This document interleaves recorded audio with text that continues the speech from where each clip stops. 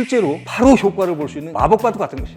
이 감사의 기도는 이 지구상에서 가장 훌륭한 기도라고 볼 수 있어. 우리가 물을 마실 때도 이런 방식으로 기도를 하면 그 한 모금의 물이 그 무엇과도 바꿀 수 없는 최고의 보약이 될 수도 있는 것이야.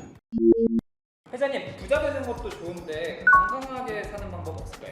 건강한 체력을 유지하면서 장수할 수 있는 기반이 있어. 과학과 의학은 세월이 갈수록 발전하고 진화되어 왔어. 그러나 현실은 갈수록 병원은 더 늘어나고 환자도 늘어나고 있는 실정이야. 물론 의학의 발달로 평균 수명이 늘어나는 것만은 사실이야. 그러나 암 환자나 성인병 환자 이런 양반들은 계속 늘어나고 있는 것도 또한 사실이지. 도대체 왜 이런 현상들이 일어나고 있는 것일까? 돈이 아무리 많아도 몸에 병이 들면 다 소용이 없는 일이야.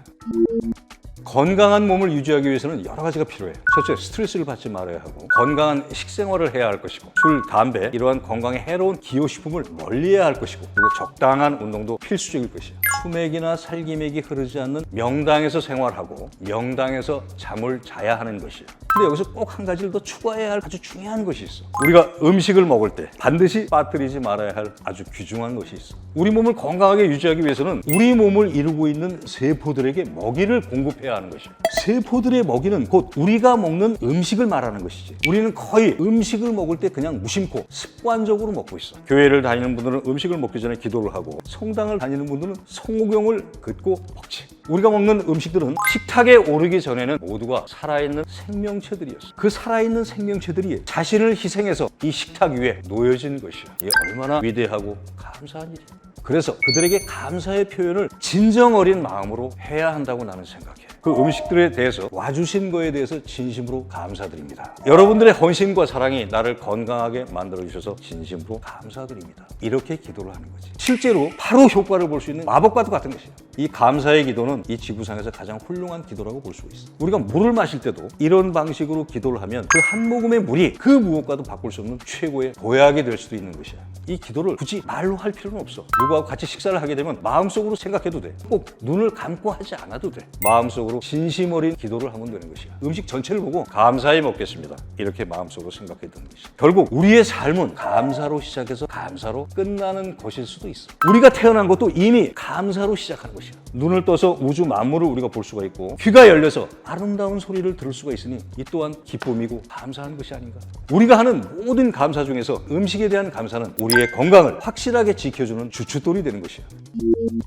나는 오래전에 대학 평생교원에서 대체의학을 강의한 적이 있었어. 그런데 의학은 한계가 있더라고. 그러다 보니까 풍수를 공부하게 됐던 것이지. 문제는 제대로 올바른 풍수를 가르치는 사람들이 없었다는 것이야. 그러다 보니까 나도 한때는 수맥도 모르는 돌팔이 선생을 쫓아다닌 적도 있었어. 그 선생하고 공부를 할 때 어떻게 했냐면 일렬로 줄을 쫙 섰어. 선생님이 그 엘로드를 가지고 수맥 하면서 엘로드를 싹 돌려. 그러면 학생들이 옆에 싹 보고 선생님이 돌리는데 같이 돌려. 나는 그냥 그런 줄만 알았지. 알고 보니까 그 돌팔이 선생님이 자기가 손으로 엘로드를 돌리고 있었던 거지. 그래서 그 선생한테 배우는 걸 포기하고 나 혼자 연구를 해서 뭔가를 터득한 거야. 내가 터득한 노하우를 나는 많은 분들한테 가르치고 있어. 내가 알면 남도 알아야 한다는 것이 내 소신이야. 내가 아는 비법을 나만 알고 아무도 모른다. 나는 사기라고 생각해. 내가 알면 남도 알고 내가 가르치면 배운 제자도 알아야 되고 선생이나 제자나 한 장소에서 똑같은 에너지를 서로 안 보는 상태에서 측정을 해도 똑같이 맞아야 한다는 것이 내 생각이야. 내가 그들을 만났을 때 내가 제일 먼저 하는 얘기가 그거야. 내가 하는 풍수를 당신은 어떻게 믿겠습니까?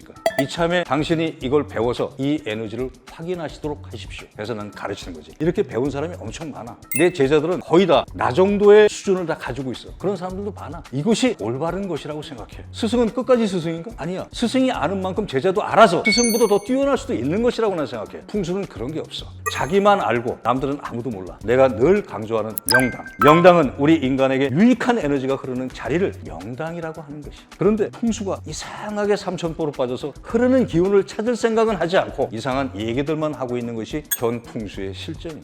풍수의 목적은 기운의 흐름을 알아내는 일이야. 기운, 그 에너지를 떠난 그 어떤 얘기도 그냥 꽝이라고 생각하면 돼. 인간에게 유익한 에너지가 쭉 흐르는 명당에서 사랑과 감사의 에너지를 표현하면서 행복하게 사는 것이 바로 우리가 염원하는 최고의 유토피아인 것이야. 유해한 에너지가 흐르지 않는 명당에서 생활하면서 감사와 사랑을 실천하고 그렇게 하면 그 자체가 천국인 것이지. 감사와 사랑 에너지 화이팅! 구독하시면 우리 집에 명당 기운이 들어옵니다.